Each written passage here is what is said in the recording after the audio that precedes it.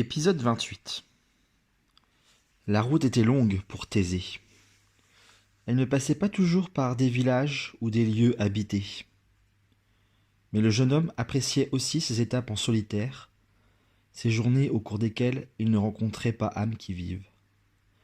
Seul, avec ses pensées et son formidable appétit de la vie, il aimait la terre sèche qui s'effritait sous ses pas. Il aimait la dureté de ces paysages arides sur lesquels rien, ou presque, ne poussait. Il aimait la violence du soleil sur sa nuque.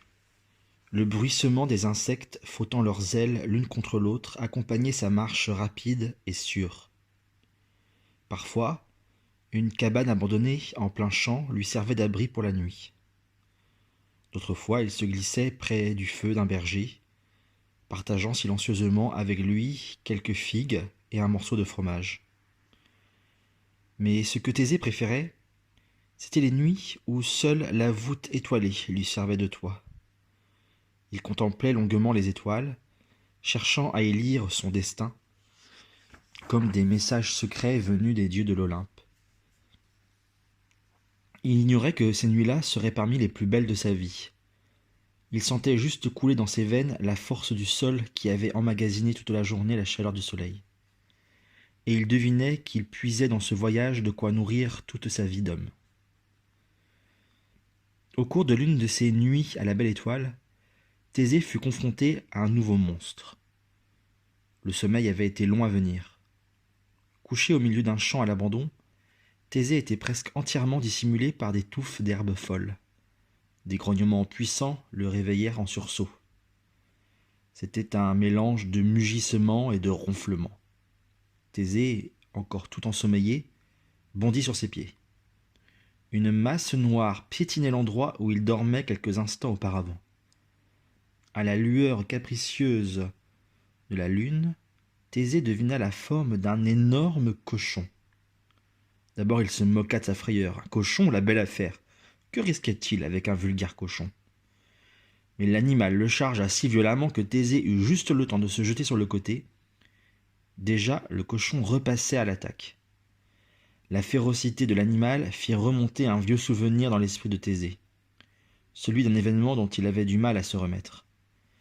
Depuis sa naissance, Thésée avait l'habitude de fréquenter les bergers de son grand-père. Leur troupeau n'avait pas de secret pour lui, et il était familier des grands chiens qui veillaient sur le bétail en éloignant les prédateurs. Il jouait souvent avec l'un de ces chiens au long poil noir et il l'adorait. Un soir d'été, alors qu'un orage menaçait d'éclater, le petit Thésée se retrouva seul avec le gros chien noir. Celui-ci était nerveux et grognait sourdement, mais l'enfant n'y prit pas garde et continua à le taquiner. Soudain, le chien montra les crocs et devint menaçant. La surprise de Thésée céda vite la place à la terreur. Le chien se jeta sur lui. Heureusement, ses cris attirèrent Conidas qui n'était pas loin. Pour sauver Thésée, Conidas abattit une grosse bûche sur la tête de l'animal. Thésée était en pleurs, parce qu'il avait eu peur, bien sûr, mais aussi parce que le chien était mort. Parfois, tu devras défendre ta vie, lui expliqua Conidas. En ces moments-là, essaye de rendre à ton agresseur le mal qu'il te veut. Rien de plus, rien de moins. Mais défends-toi.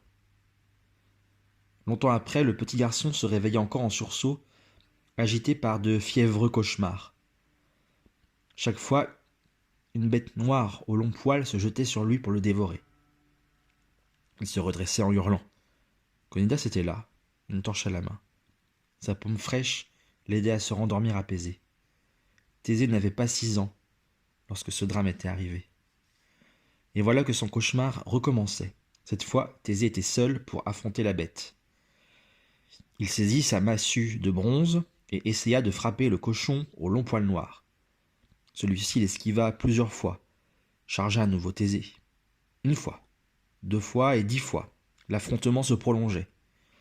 L'aube commençait à poindre lorsque le cochon commença à donner des signes de fatigue. Thésée vit une lugueur sanguine dans ses yeux, la même que celle des juments de Diomède. Il abattit sa massue une dernière fois. L'animal poussa un cri rauque et s'effondra, mort sur le coup, comme le chien noir. Épuisé, Thésée se recoucha sur le sol pierreux et se rendormit aussitôt. Le soleil était déjà levé depuis longtemps quand les bruits de voix parvinrent à ses oreilles. Il s'étira, bâilla et se leva. Quelle ne fut pas sa surprise de découvrir une douzaine de villageois l'entourant à une distance respectable. « Oh là, qui êtes-vous? Que me voulez-vous » leur cria Thésée. Un vieil homme se détacha du groupe. D'un geste, il indiqua le cadavre du cochon étendu non loin de Thésée. « Ah, je l'avais oublié celui-là, » répondit Thésée. « Il en voulait à ma vie. Je lui ai réglé son compte, voilà tout. Est-ce qu'il appartient à l'un d'entre vous ?» Les villageois éclatèrent de rire. Le vieillard dit « Qui que tu sois, l'ami, sois 1000 fois remercié pour ce que tu as fait. Ce cochon, comme tu dis, c'est la truie de Cromion. Elle est née de parents monstrueux et figure-toi qu'elle dévorait les hommes. Elle en a mangé des dizaines. Aussi vivions-nous dans la terreur de la croiser sur notre chemin. Ceux d'entre nous dans le champ jouxte la satanière n'osaient même plus aller le cultiver de peur d'en mourir. » Thésée, étonné d'apprendre qu'il avait débarrassé la région d'un nouveau danger, leur révéla son nom. « C'est lui !» cria une jeune femme aux cheveux tressés. « C'est lui qui a vaincu le brigand d'Épidore. » Et la petite troupe se mit à l'acclamer joyeusement. Ainsi le récit de ses exploits allait-il plus vite que lui. Pourvu que mon père entende parler de ce que j'accomplis avant mon arrivée, espérait Thésée.